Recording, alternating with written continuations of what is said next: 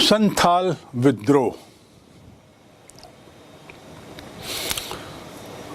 जैसा पूर्व में ही और बारंबार कहा जा रहा है कि कोई सी भी विदेशी सत्ता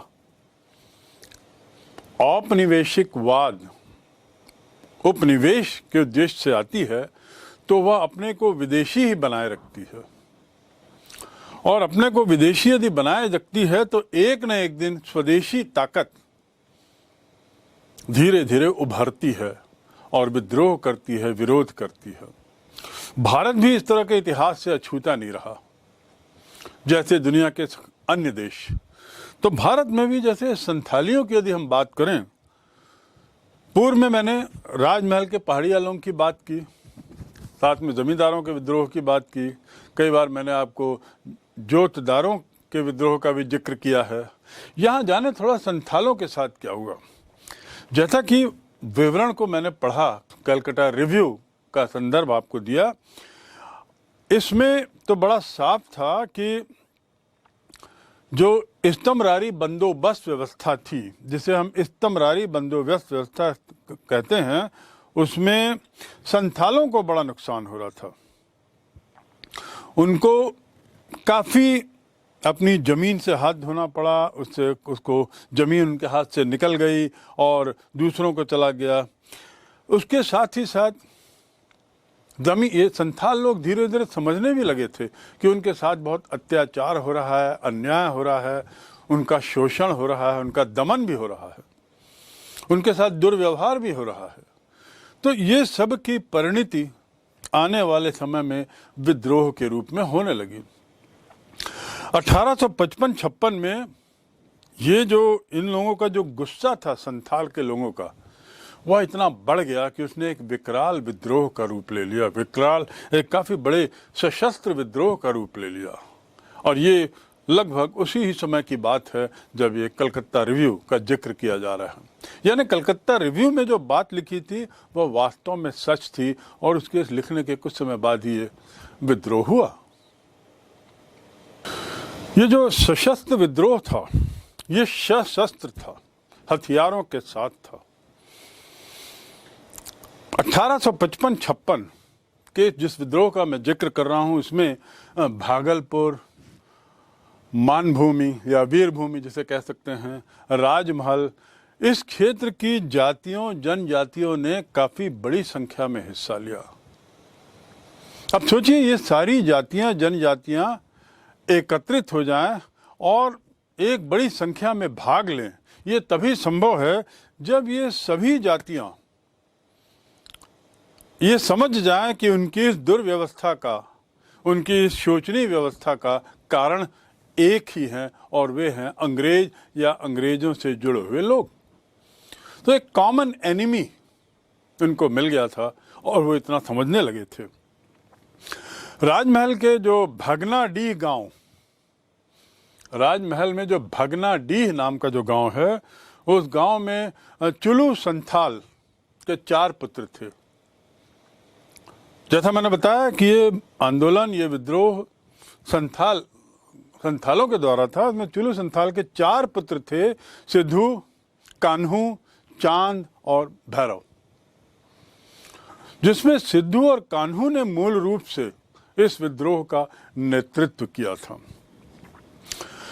लगातार उपेक्षा से, लगातार दमन से, लगातार शोषण से परेशान होकर 1855-56 में ही भवनाडीह जगह में, गांव में, वहां पर लगभग 10,000 लोग एकत्रित हुए, और इस भीड़ का नेतृत्व यही 2 भाई जिनका नाम मैंने बताया, सिद्धू और कान्हू, कर रहे थे। सोचिए, एक ही परिवार से 4 भाइयों के द्वारा पूरे संथाल समाज का नेतृत्व करना और बाद में अन्य जनजातियों का इसमें जुड़ जाना एक बहुत रेयर घटना है।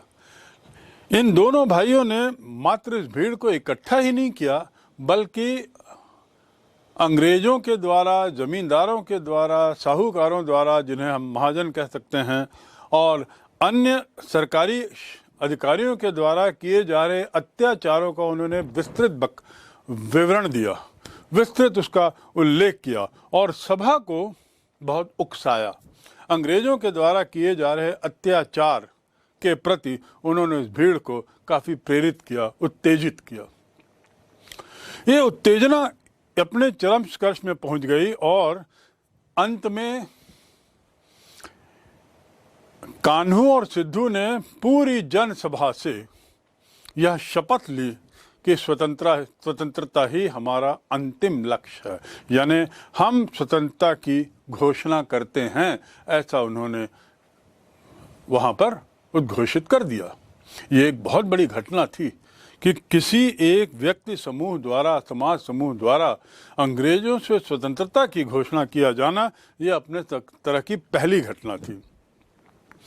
एक स्वर से जमींदार, महाजन, अंग्रेज शासक, पुलिस और मैजिस्ट्रेट, इन सभी के अन्याय को ना सहने की भी शपथ ली गई, क्योंकि जैसा मैंने बताया कि इन्हीं लोगों से तो संथाल भी त्रस्त थे, पहाड़िया भी और अन्य जाति के लोग भी त्रस्त थे। तो उन्होंने कहा कि भाई अंग्रेजों से, पुलिस से, उनकी जो अपनी जो जमींदार हैं, जो साहूकार हैं, इन लोगों के किसी भी तरह को अब हम अन्याय को नहीं सहेंगे।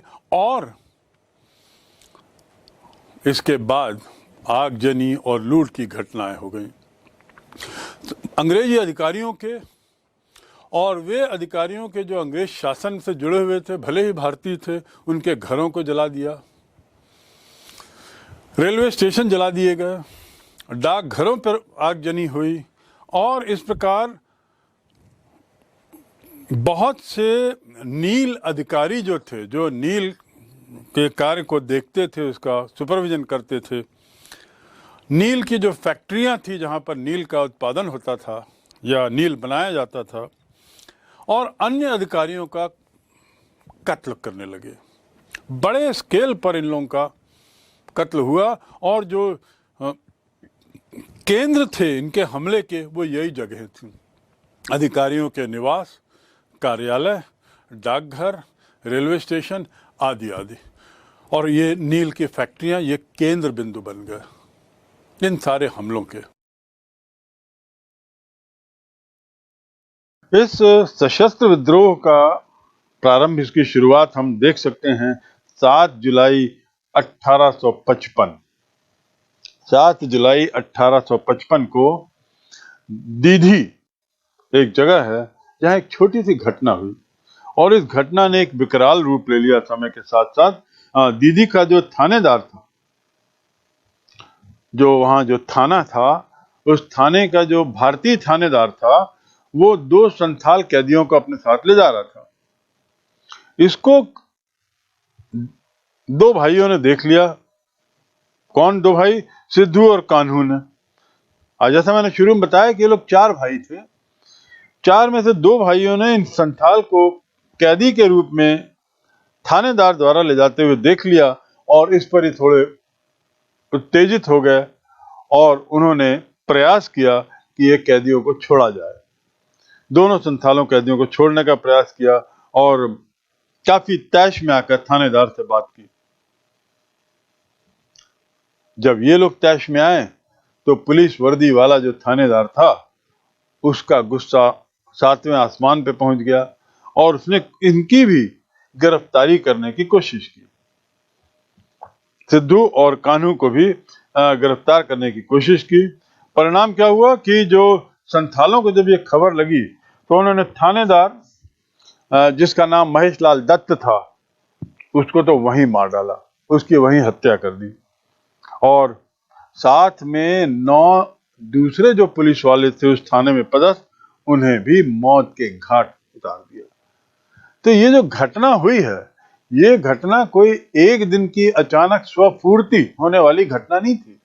इसके पीछे काफी लंबा इतिहास था, जो मैंने पहले जिक्र किया है। 1770 से जो चल रहा था, संथालों के अंदर जो कड़वाहट पैदा होने लगी थी और दिनों दिन बढ़ रही थी, क्योंकि उनको लग रहा था उनका शोषण दिनों दिन बढ़ रहा है।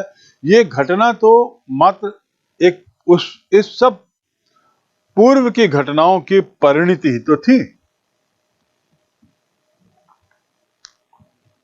सिद्धू और कान्हू को संथालों के राजा तथा चांद और भैरव को सेनापति घोषित किया गया। तो इस प्रकार ये चारों भाई एक तरीके से संथाल ग्रुप के मुखिया हो गए। मैं पुनः दोहरा दूं, सिंधु और कान्हू इन दोनों को राजा घोषित किया गया। किनका? संथालों का। और चांद और भैरव जो थे ये सेनापति घोषित किए गए। इसके साथ ही ये विद्रोह अपने चरम पर आ गया और विद्रोहियों ने इन चारों भाइयों के नेतृत्व में ये कसम खाई कि कंपनी का राज खत्म होने तक, स्थानीय संथाल राज्य की स्थापना होने तक वे सतत रूप से अंग्रेजों से संघर्ष करते रहेंगे। तो 7 जुलाई 1855 की घटना दीधी, उसमें इन चार भाइयों का रोल, मुख्य भूमिका और यह घोषणा कि हम संथाल राज्य के स्थापित होने तक सतत संघर्ष करते रहेंगे।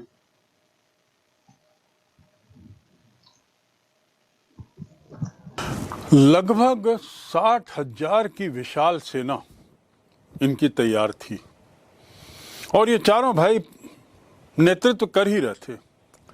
इन्होंने क्या किया कि अपनी इस फौज को, जो अपने तरीके के ट्रेडिशनल हथियारों से लैस थी, जिसमें धनुष बाण उनका मुख्य हथियार था, उसको उन्होंने 2 भागों में बांटा, 2 टुकड़ों में बांटा और अनेकानेक हमले किए, अनेक क्षेत्रों में हमले किए, हमले ही हमले करते चले गए।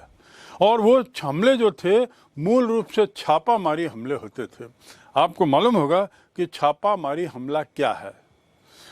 शिवाजी एक ऐसा उदाहरण है जो छापा मार हमले के लिए प्रसिद्ध थे। यानी अचानक कहीं छुपकर अचानक हमला करना, बिना किसी पूर्व सूचना के, बिना किसी पूर्वाभास के किसी टुकड़ी पर अचानक हमला करना, यही छापामारी हमला कहलाता है। संथाल लोग उसमें बड़े दक्ष थे और इस प्रकार उनकी जो 60,000 की जो फौज थी उसने कई जगह पर हमला किया, एक टुकड़ी ने। और साथ ही उन्होंने नारा भी दिया। इस हमले के साथ साथ ये लोग नारा भी देते थे और नारे में इनका मुख्य रहता था पुलिस, अंग्रेज अधिकारी, महाजन और उसके साथ ही सरकारी कर्मचारियों का नाश हो।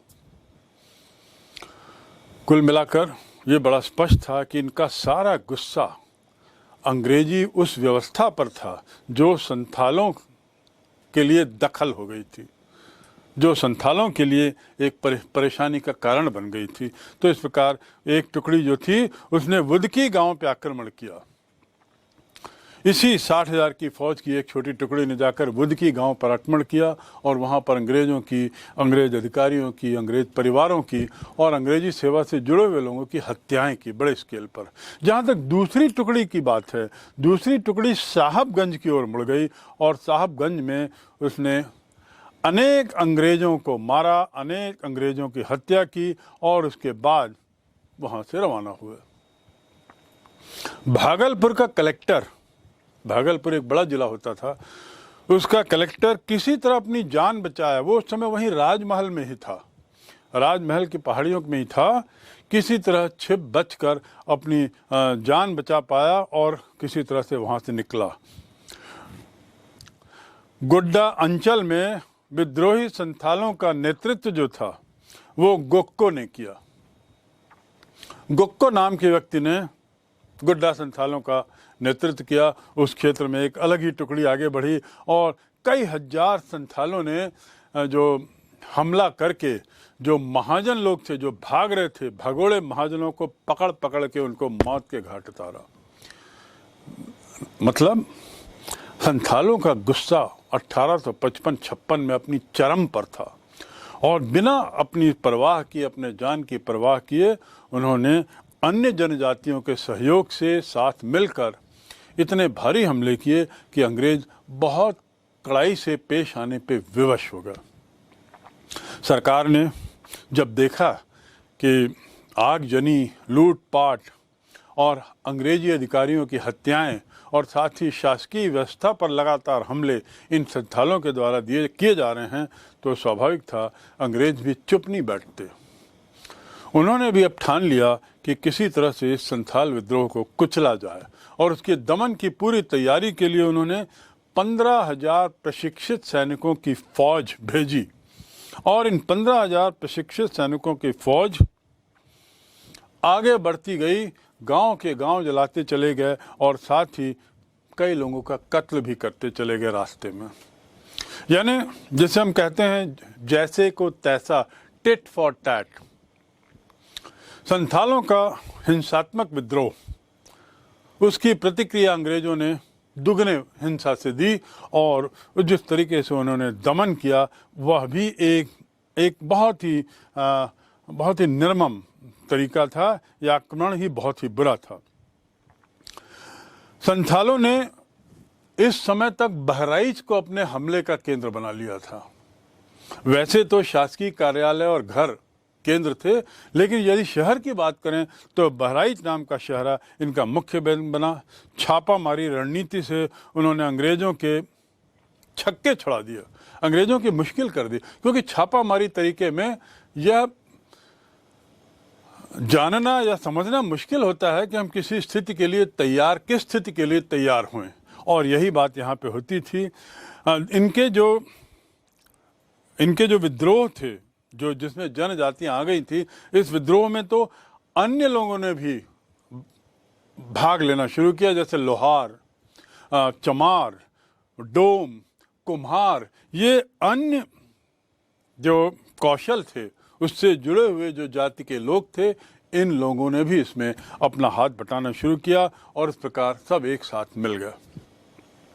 15 अगस्त 1955 अंततः अंग्रेज परेशान हो गए, और उन्होंने 15 अगस्त 1955 को एक तरीके से अल्टीमेटम दिया। किसको?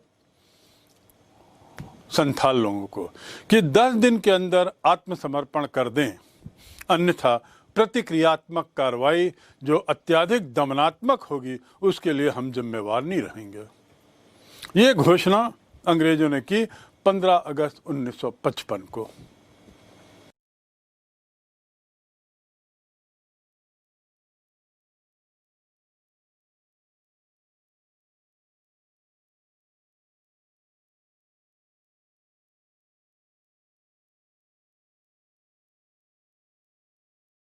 पंद्रह अगस्त 1955 10 दिन की मोहलत, आत्मसमर्पण की। अंग्रेजों के बहुत अपेक्षा थी कि शायद इस लूटपाट और आगजनी से जो अंग्रेजों की सेना अब कर रही थी, गांव के गांव जलाते हुए आगे बढ़ रही थी, इससे संथाल लोग अब विवश होंगे और झुक जाएंगे और आत्मसमर्पण कर देंगे। पर ऐसा नहीं हुआ। एक भी संथाल ने आत्मसमर्पण करना स्वीकार नहीं किया, उसकी बात ही नहीं की। अंततः 10 नवंबर 1855 को अंग्रेजों ने बिहार और बंगाल का जो क्षेत्र है वह सेना को सौंप दिया। स्थिति इतनी बिगड़ चुकी थी, प्रशासनिक अव्यवस्था इतनी टूट चुकी थी, इतने अत्याचार हो रहे थे, इतनी हिंसा हो रही थी कि सितंबर, अक्टूबर और नवंबर के ये 2.5 माह की स्थिति को देखते हुए अंततः अंग्रेज सरकार विवश हो गई कि बिहार और बंगाल सेना को सौंप दिया जाए। और ये सेना को सौंपने के बाद ही थोड़ी स्थिति बदली। सेना का अमानुषिक व्यवहार, सेना का क्रूरतापूर्वक दमन, सेना के द्वारा किया गया अत्याचार, ये बढ़ता गया और स्थितियां बदलती गईं। फरवरी 1856 में संथाल विद्रोह का सबसे बड़ा नेता सिद्धू, उसको गोली मार दी गई।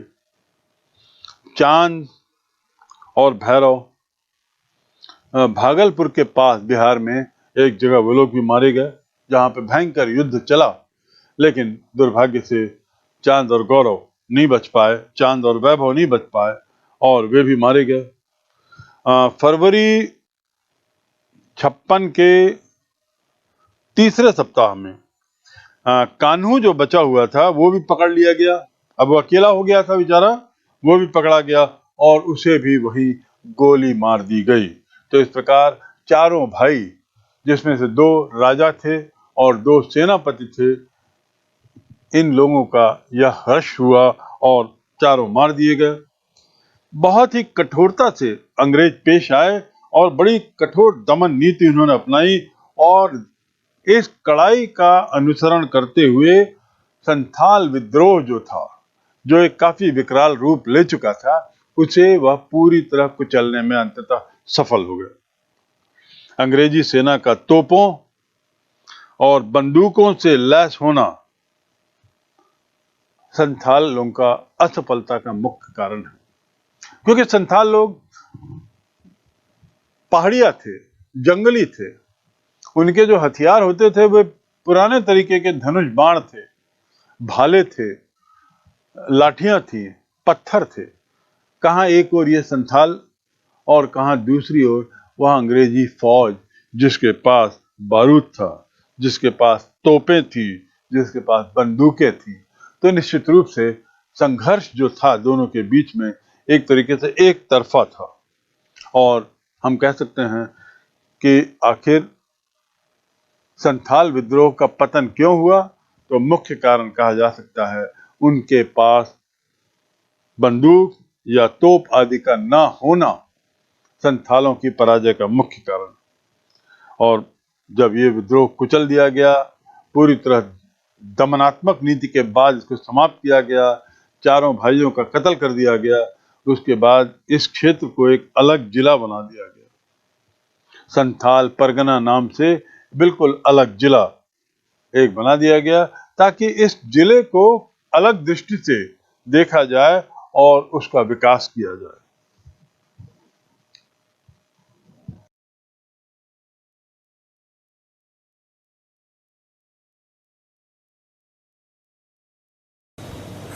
इसके लिए 55,000 वर्ग मील का क्षेत्र भागलपुर और वीरभूम में इससे लिया गया।